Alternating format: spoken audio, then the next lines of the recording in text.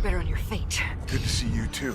The day has finally come. The Walking Dead just premiered the first episode of its first post-Walking Dead spin-off, Dead City. It just aired early on AMC Plus, and I just watched it, and I'm about to review it for you guys, give you my first reaction to it. And I just have to say, I was really looking forward to this show. If this is the first video of mine that you're watching, I'm a huge Walking Dead fan. I talk about it all the time on this page. I've stuck with the Walking Dead universe through its best seasons, through its worst seasons, and I've defended some of its worst seasons, though I don't deny the critiques. And with that being said, out of all the spin-offs that were coming out, Dead City was the one that I thought had the most potential. Now, obviously, in my heart and my soul, I feel like I'm looking forward to the Rick show the most. I feel like that's a given, but I feel like it's easier to mess up a Rick show because I love that character so much. I really don't want them to butcher all this years of buildup that they've been leading towards with the return of Rick.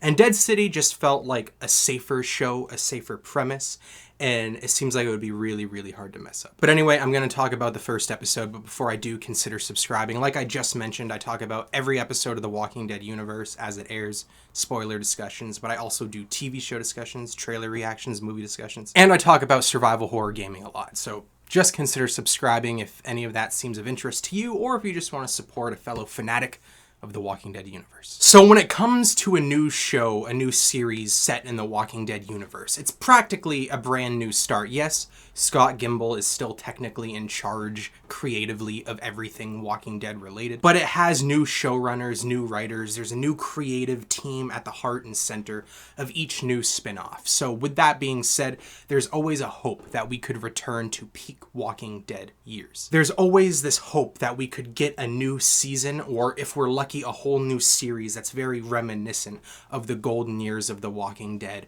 and not reminiscent of the worst years of the Walking Dead universe and some of the very lame writing and just bad seasons that we've been getting lately. And I'm happy to say that after the first episode of The Walking Dead Dead City, I'm led to believe that this could be the best season of the Walking Dead universe that we've gotten since maybe even peak years of The Walking Dead, season 5, season 6. But for me personally, probably the best season since Fear the Walking Dead season 6, because that season is slept on.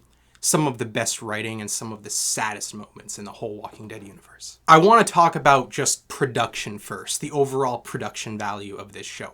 I was worried that the production would be really low budget and it would look really cheap, kind of like Tales of the Walking Dead, because this was marketed not just as an AMC show, but an AMC and an AMC Plus show, and the only time that's happened before is with Tales, and that show really lacked a budget. But after the last trailer that we got, those worries were kind of squandered. But after seeing the first episode specifically, I'm no longer worried about that. This show looks incredible. The cameras even look better quality than we normally get in the Walking Dead universe. We see several shots of the New York City skyline, and they're not cheaping out on any of the CGI or the effects. We get some really creepy looking zombies, some really creepy looking walkers. The very first scene is Maggie under the bridge looking at the skyline, and then she fights a walker, which is one of the best looking walkers that I've seen in the Walking Dead universe in a long time, and the way that she kills it, a close-up, crushing in its head.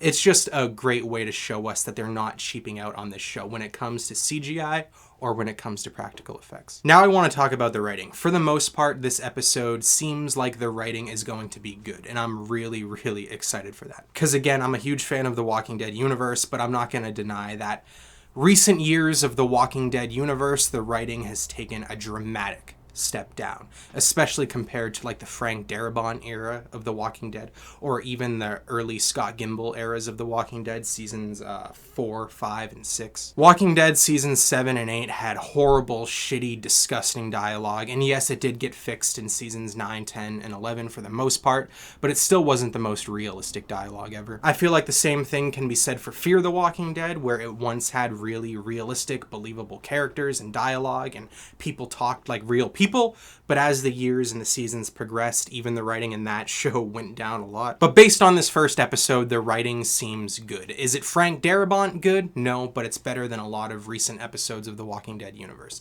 They talk like real people, they sound like real people. It's not melodramatic, it's not super over soap opera-y. There's not over dramatic piano music playing over everything. No one gives these super dramatic long monologues that are just so boring and unbelievable. None of that in this first episode, and I'm very thankful for that. But also, to be fair, first episodes of seasons tend to be better dialogue-wise than the rest of the season, so there's still a chance that the horribleness of the writing could creep up through as the season progressed, but I really hope that's not the case. And I personally don't think that's going to be the case. Now I'm going to talk about the plot of the first episode. I'm not going to talk about every single thing that happened. This isn't going to be a play-by-play. I'm just going to talk about the main things, the things that I liked, maybe the things that I didn't like. So the gist of what happens in this episode is that Herschel is kidnapped and Maggie is looking for the people that kidnapped Herschel, and her leads lead her to New York City, and she finds out that the person that took Herschel has some ties, some connection,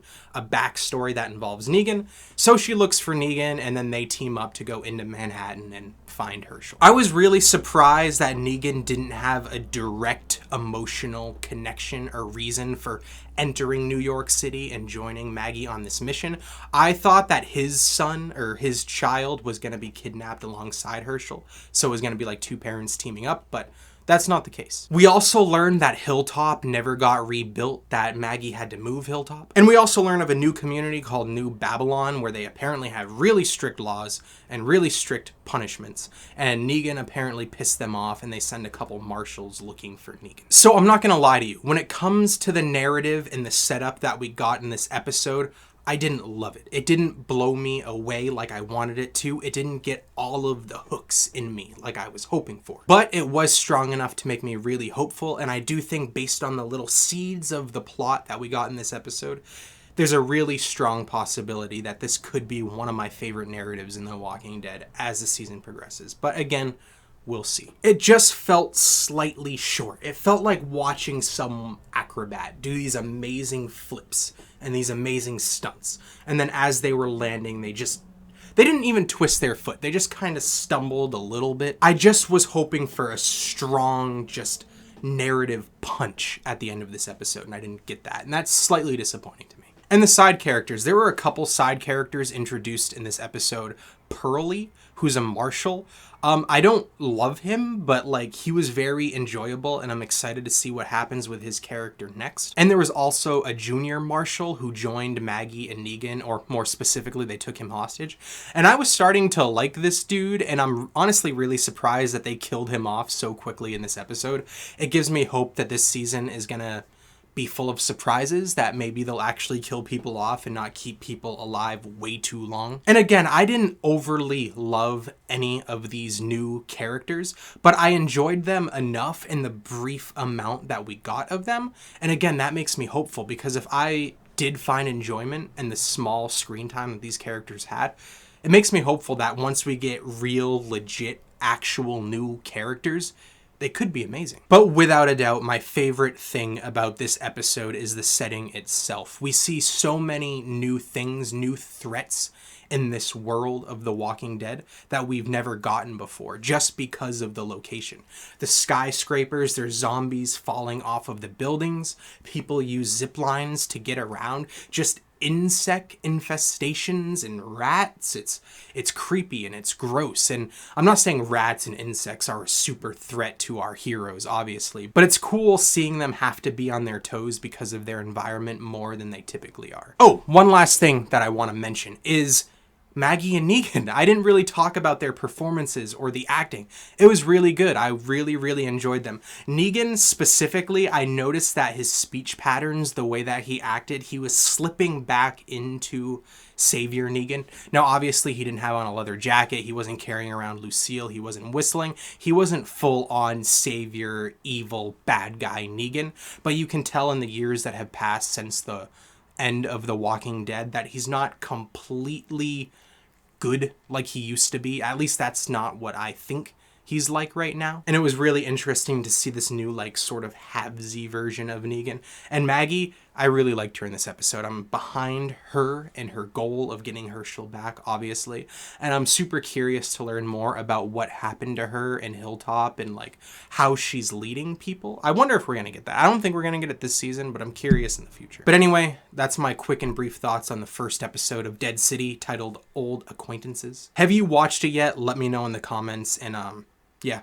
I'm really looking forward to this season. Were you impressed by this first episode? I really want to know, because I was, for the most part. I wouldn't give it a perfect 10 out of 10. I don't rate things. That's not how I do it. But if I had to give this one a number, I'm thinking like 8 out of 10, and it had the possibility to be 9 or 10 out of 10, but just, it didn't have that punch that I wanted. But once again, consider subscribing. I talk about The Walking Dead. I do TV show discussions, trailer reactions, movie discussions, and I talk about survival horror gaming all the time. Thank you for watching, especially if you watched this far.